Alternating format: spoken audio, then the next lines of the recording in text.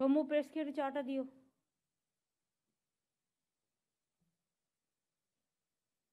এটা রেখেছো কেন? হোয়াইট করতে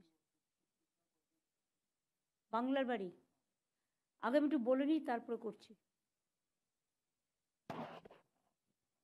প্রেস শুনতে পাচ্ছেন? নবান্ন প্রেস শোনা যাচ্ছে?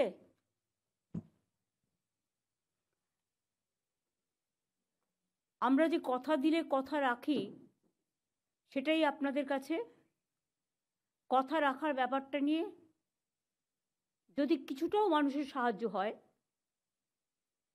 আশ্রয় হয়, সেই জন্যই কেন্দ্রীয় সরকার তার কথা রাখেনি। গত 3 বছর ধরে আবাস যোজনার টাকা দেয় না। 100 দিনের কাজের টাকাও আপনারা জানেন প্রায় 59 লক্ষ লোককে আমরা টাকা দিয়েছি, প্রায় 2700 কোটি টাকা রাজ্য সরকার এক্সচেকার থেকে গেছে। আমি আজকেও বলি যে আমরা ইতিমধ্যেই 45,69,000 মতো বাড়ি আমরা অলরেডি করেছি, পাকা বাড়ি যেটা মাটির ছিল আমাদের গভর্নমেন্টের সময়। বাদ বাকি আরও 40,000 পড়েছিল, 40 লাখ, সেটার টাকা দেওয়ার কথা। আমরা আবাস যোজনায় বাংলা 1 নম্বরে ছিল, তা সত্ত্বেও টাকাটা দেওয়া হয়নি। 3 বছর ধরে বাংলার বঞ্চিত মানুষেরা বঞ্চিত হচ্ছে, গরিব মানুষগুলো। তাই আমরা সিদ্ধান্ত নিয়ে বলেছিলাম যে ডিসেম্বর মাসের 15 তারিখের পর আমরা টাকাটা ছাড়ব, 11 লক্ষ বাড়ি। কিন্তু তারপরেও আপনারা জানেন কিছু ঝড় জল, সাইক্লোন, দানা এসব হয়ে গেছে, তাই তাদেরটাও আমরা এতে ইনক্লুড করেছি। করার ফলে 12 লক্ষ বাড়ি হয়েছে। আজকে একটা ঐতিহাসিক দিন, এবং রাজ্য সরকার তার সীমিত ক্ষমতা সত্ত্বেও নিজের টাকা থেকে সম্পূর্ণ নিজস্ব টাকায় বাংলার বাড়ি গ্রামীণ প্রকল্পে রাজ্যের 21টি জেলার 12 লক্ষ যোগ্য পরিবারকে বাড়ি তৈরির জন্য প্রথম কিস্তির 60,000 টাকা করে তুলে দেবে। আজকে টাকা সরাসরি তাদের ব্যাংক ও পোস্ট অ্যাকাউন্টে চলে যাবে, যেতে শুরু করেছে। এখান থেকেও কয়েকজনের হাতে আমি অনুমোদনপত্র তুলে দেব। আমি তাদের সকলকে আমাদের অভিনন্দন জানাই। 60,000 করে দুবার 1,20,000 টাকা করে দেওয়া হবে। তার জন্য আমাদের খরচা পড়বে 14,773 কোটি টাকা। বাংলার বাড়ি প্রকল্পের একটাই উদ্দেশ্য, গরিব মানুষকে আশ্রয় দেওয়া। আমরা মনে রাখবেন, বেনিফিশিয়ারি সঠিকভাবে বাছার জন্য রাজ্য জুড়ে আমরা আবার সার্ভে করেছি। 11 লক্ষ সার্ভে আগে করা ছিল, প্রায় 36 লক্ষ সার্ভে করা ছিল কেন্দ্রীয় সরকারের। তা সত্ত্বেও আমরা 11 লক্ষ বাড়ি, যেটা প্রথম লিস্টে ছিল, তাদেরটা আবার সার্ভে করেছি। এবং 27,000-এরও বেশি টিম 35 লক্ষ লোকের বাড়িতে গেছে। ডিএম, এসপি, এসডিও, বিডিও, আইসি, ওসি সবার নজরদারিতে স্বচ্ছভাবে তালিকা প্রস্তুত করা হয়েছে এবং ড্রাফট লিস্ট পাবলিশ করে ক্লেমস এবং অবজেকশন যদি কিছু থাকে সেটা দেখা হয়েছে। এটা দেখতে গিয়ে আমরা দেখেছি 28 লক্ষের বেশি যোগ্য বেনিফিশিয়ারি আমরা আইডেন্টিফাই করতে পেরেছি। এদের মধ্যে থেকে আমরা 12 লক্ষকে আজকের মধ্যে দিয়ে দিচ্ছি। কেন্দ্র যদি না দেয়, আরও যে বাকি থাকবে 16 লক্ষ, যেটা আমরা বেনিফিশিয়ারি যারা যোগ্য পাওয়ার জন্য আইডেন্টিফাই করেছি, তাহলে আমরা 2টো কিস্তিতে আগামী 6 মাস, তারপরে 6 মাসে 26-এর প্রথমের মধ্যেই আমরা দিয়ে দেব। এই যে 12 লক্ষ দেওয়া হচ্ছে, মানে বাকি থাকছে এখনো 16 লাখ, তাই তো? এই 16 লাখ বাকি থাকলে আমরা মে জুনের মধ্যে দিয়ে দেবো 8 লক্ষকে, এবং আবার ডিসেম্বর জানুয়ারির মধ্যে দিয়ে দেবো আরও 8 লক্ষকে। 60,000 করে প্রথম কিস্তিতে পাবেন, এবং সেকেন্ড কিস্তি যখন তার 60,000 টাকার কাজ হয়ে যাবে, সেকেন্ড কিস্তি তারা পেয়ে যাবে। এবং কেন্দ্রীয় সরকার তো এতদিন দেয়নি, আমরা প্রায় 24,000 কোটি টাকা পাই এ পারপাসে। তা সত্ত্বেও যখন দেয়নি, তখন আমরা আমাদের যা আছে মোটা ভাত মোটা কাপড় নিয়েই আমরা মানুষ, কিন্তু আমরা ভিক্ষে চাই না, আমাদের ন্যায্য অধিকার চাই, এটা মানুষের অধিকার। আমরা যেমন সার্ভে করেছি, তেমনি সরাসরি মুখ্যমন্ত্রী পোর্টালেও অনেকে অ্যাপ্লাই করেছে, সেটাও আমরা সার্ভের মধ্যে ঢুকিয়ে সেটাও আমরা সার্ভে করে যোগ্য পরিবারকে বেছে নিয়েছি, যার জন্য 11 লক্ষটা বেড়ে 12 লক্ষ হয়েছে। তারপরে আপনারা জানেন যে সাইক্লোন হয়ে গেল, তারপরে জলপাইগুড়ি আলিপুরদুয়ারে সে মনে আছে অনেক ঝড় বৃষ্টি হয়েছিল, সাইক্লোনে অনেক ঘরবাড়ি ভেঙে গিয়েছিল। দানাতেও অনেক, সাগর থেকে শুরু করে, সুন্দরবন থেকে শুরু করে, উত্তর 24 পরগনা থেকে শুরু করে, দক্ষিণ 24 পরগনা থেকে শুরু করে, মিদনাপুর থেকে শুরু করে অনেকেরই বাড়িঘর ভেঙে গিয়েছিল। তাদের সকলকে নিয়ে আমরা দীর্ঘদিন ধরে চেষ্টা করে টাকা জোগাড় করে, যেহেতু আমি বলেছিলাম দেব, তাই আমরা এটা দিচ্ছি। এই বছরে মনে রাখবেন, 3 বছরে 69টা টিম পাঠিয়েছিল কেন্দ্রীয় সরকার। যা দেখতে চেয়েছে, যা জানতে চেয়েছে, সব কিছুই রিপ্লাই দেওয়া হয়েছে। তা সত্ত্বেও কোনো লাভ হয়নি।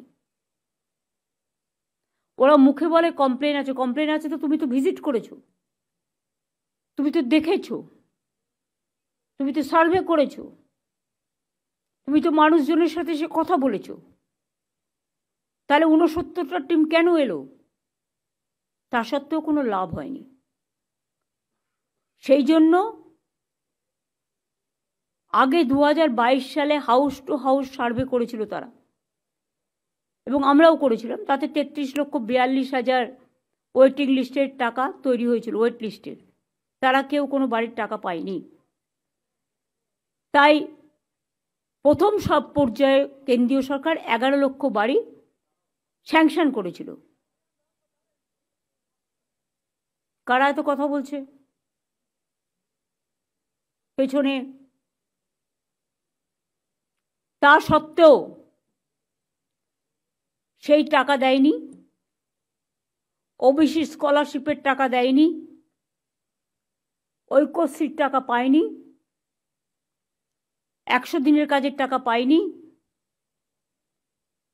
গ্রামীণ মানুষের যে রাস্তা, সেই রাস্তা তৈরির টাকা পায়নি, সব বন্ধ। কিন্তু তা সত্ত্বেও আমরা থেমে নেই।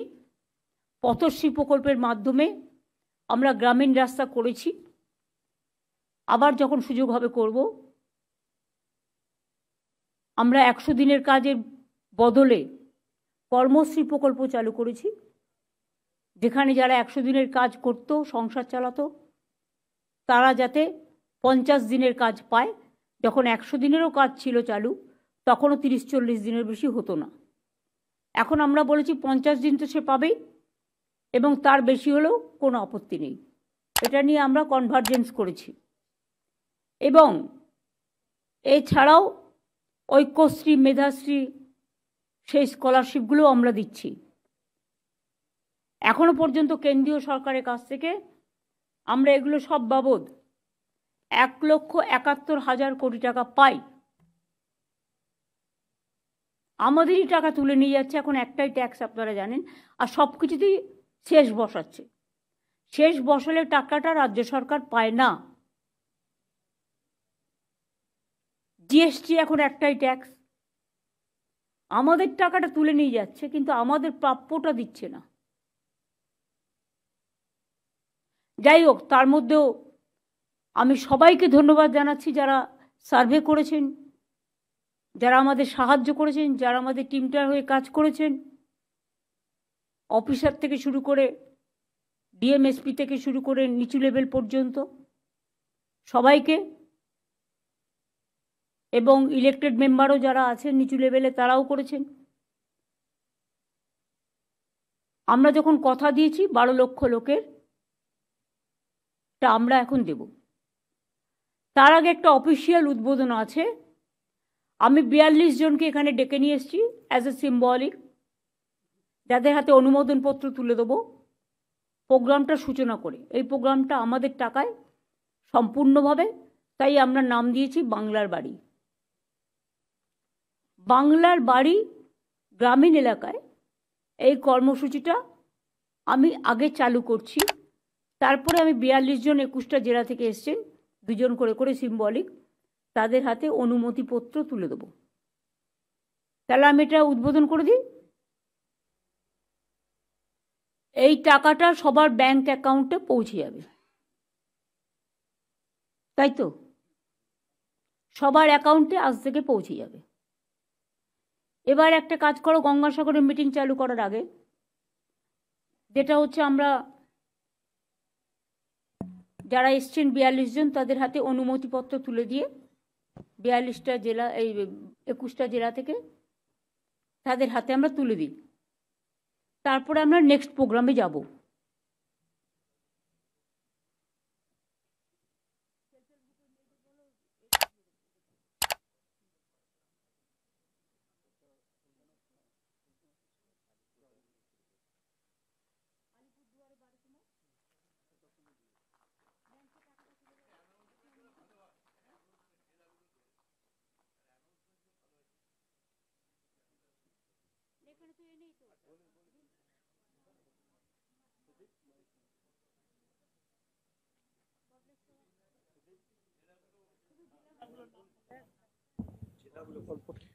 প্রথমে আলিপুরদুয়ার থেকে আসছেন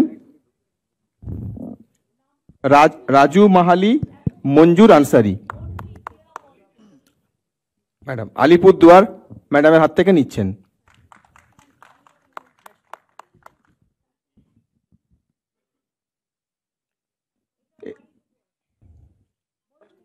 আলিপুরদুয়ার।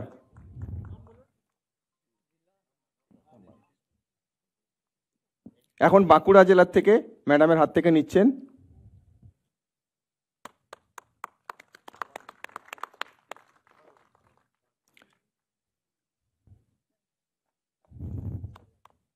বাঁকুড়া জেলা ম্যাডাম।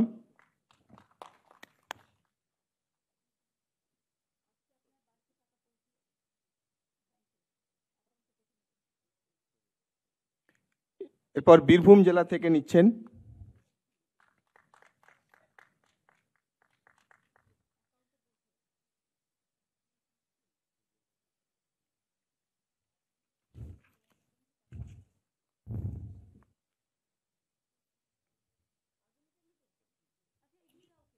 এরপর কুচবিহার জেলা থেকে নিচ্ছেন ম্যাডামের হাত থেকে।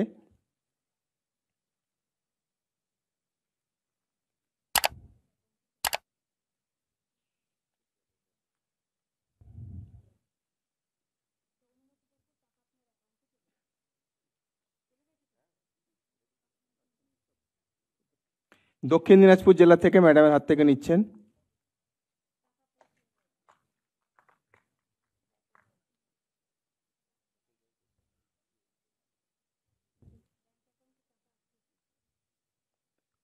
এরপর হুগলি জেলার থেকে নিচ্ছেন ম্যাডামের হাত থেকে।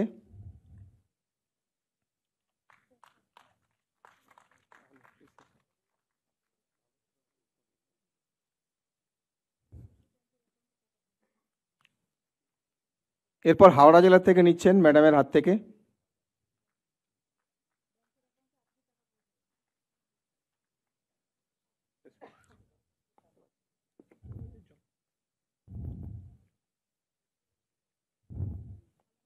এরপর জলপাইগুড়ি জেলা থেকে যাচ্ছেন ম্যাডামের হাত থেকে নিতে।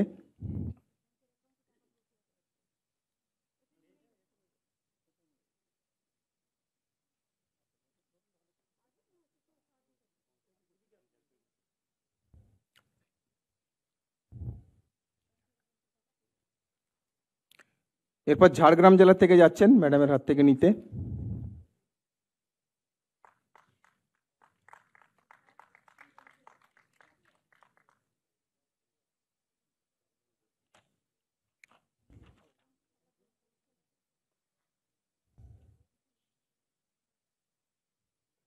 মালদা জেলা থেকে যাচ্ছেন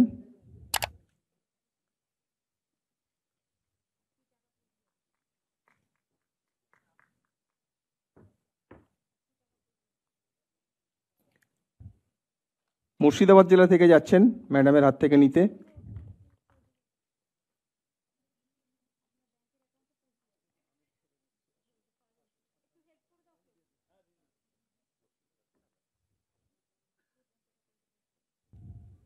নদিয়া জেলা থেকে যাচ্ছেন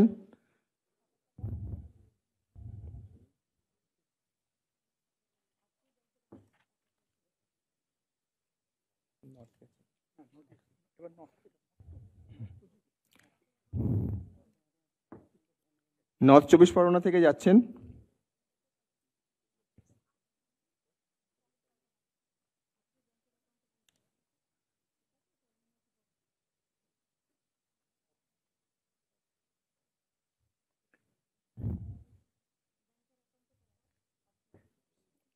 এরপর পশ্চিম বর্ধমান থেকে যাচ্ছেন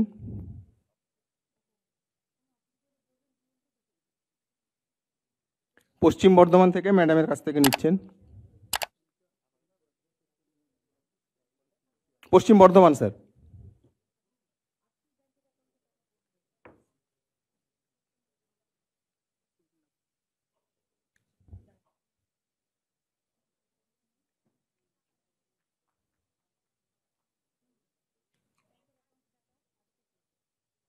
পশ্চিম মেদিনীপুর থেকে যাচ্ছেন ম্যাডামের হাত থেকে নিতে।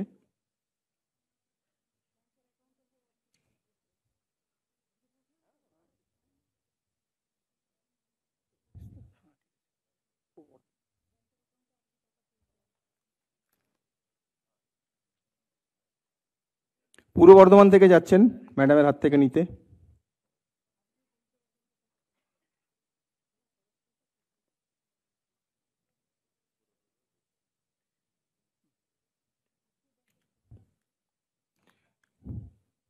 পূর্ব মেদিনীপুর থেকে যাচ্ছেন ম্যাডামের হাত থেকে নিতে।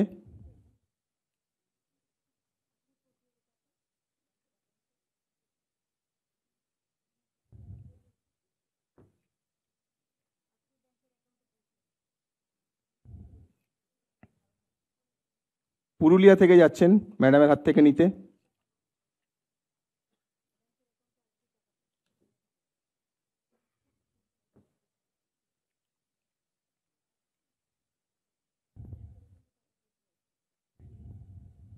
দার্জিলিং জেলার শিলিগুড়ি মহকুমা পরিষদ থেকে আসছেন ম্যাডামের হাত থেকে নিতে।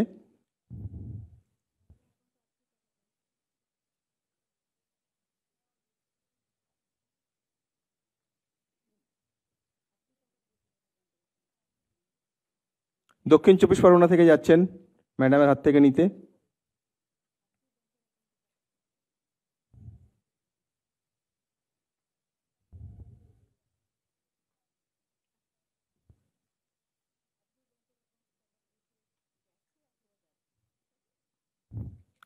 উত্তর দিনাজপুর জেলা থেকে যাচ্ছেন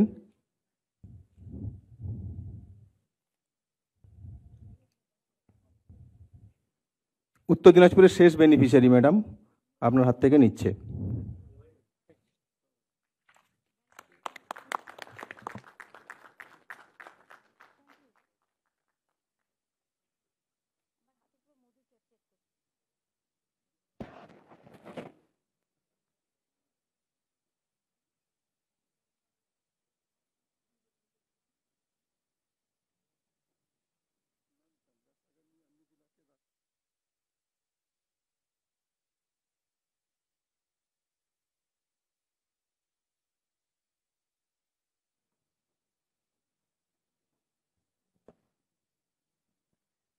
বাংলার বাড়ির ব্যাপারে ডিএম, বিডিও, এসপি, আইসি যারা আছেন বা লাইন ডিপার্টমেন্ট সবাইকে বলবো যারা পায়নি তারা যেন দুঃখ না পান।